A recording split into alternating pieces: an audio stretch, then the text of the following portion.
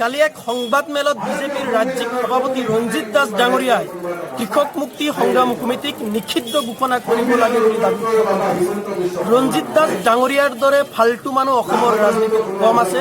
তেওঁৰ কথাৰ কোনো প্ৰতিক্ৰিয়া দিয়াৰ আমাৰ ইচ্ছা নাছিলে, কাৰণ তেওঁ নিজে বৰপেটাৰ মানুহ হোৱাৰ পিছতো বৰপেটাত থাকি তেওঁৰ পাকিস্তানত থকা যেন লাগি গৈছে।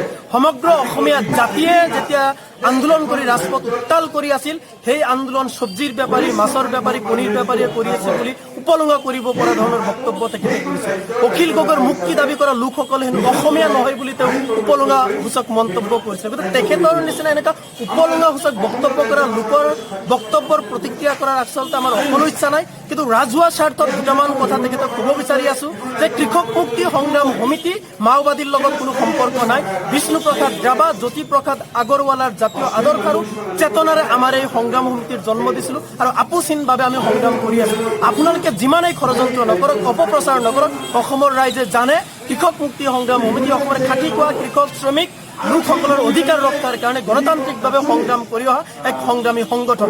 ইমানৰ পিছতো যদি কৃষক নেতা অখিল গগৈ আৰু কৃষক মুক্তি সংগ্ৰাম সমিতিক তেওঁলোকে মাওবাদী সজাব বিচাৰি আছে, তাৰ অৰ্থ এইটোৱে যে তেওঁলোকে বিষ্ণু প্ৰসাদ ৰাভা, জ্যোতি প্ৰসাদ আগৰৱালাৰ জাতীয় আদৰ্শ আৰু চেতনাক তেওঁলোকে অপমান কৰিছে, অসমৰ খাটি খোৱা লোকসকলৰ গণতান্ত্ৰিক সংগ্ৰামখনক তেওঁলোকে ভেঙুচালি কৰিছে। আৰু আমি প্ৰত্যাহ্বান জনাব বিচাৰি আছো সৰ্বানন্দ সোণোৱাল চৰকাৰক, যদি কৃষক নেতা অখিল গগৈক মাওবাদী সজাই গ্ৰেপ্তাৰ কৰি ৰাখিব পাৰিছে, তেতিয়াহ'লে কৃষক মুক্তি সংগ্ৰাম সমিতিৰ লগত জড়িত লাখ লাখ কৃষক শ্ৰমিকসকল, গাঁৱৰ সহজ সৰল লোকসকলক মাওবাদী সজাই গ্ৰেপ্তাৰ কৰক। অন্যথা কৃষক নেতা অখিল গগৈ, কৃষক নেতা ধৈৰ্য কোঁৱৰ, ছাত্ৰ মুক্তিৰ সভাপতি বিতু সোণোৱাল, জিতেন দত্ত, শৃংখল চলিহাকে ধৰি সকলো কাৰাৰুদ্ধ নেতাক তেওঁলোকে বিনা চৰ্তে মুক্তি দিয়ক। আমি আৰু এটা কথা সজোৰে দাবী উত্থাপন কৰিব বিচাৰি আছো আৰু প্ৰত্যাহ্বান জনাইছো সোণোৱাল চৰকাৰক, কৃষক মুক্তি সংগ্ৰাম সমিতিলৈকে আপোনালোকে ইমান ভয় কিয়? কৃষক মুক্তি সংগ্ৰাম সমিতিক আপোনালোকে কিয় ইমান শত্ৰু বুলি গণ্য কৰে?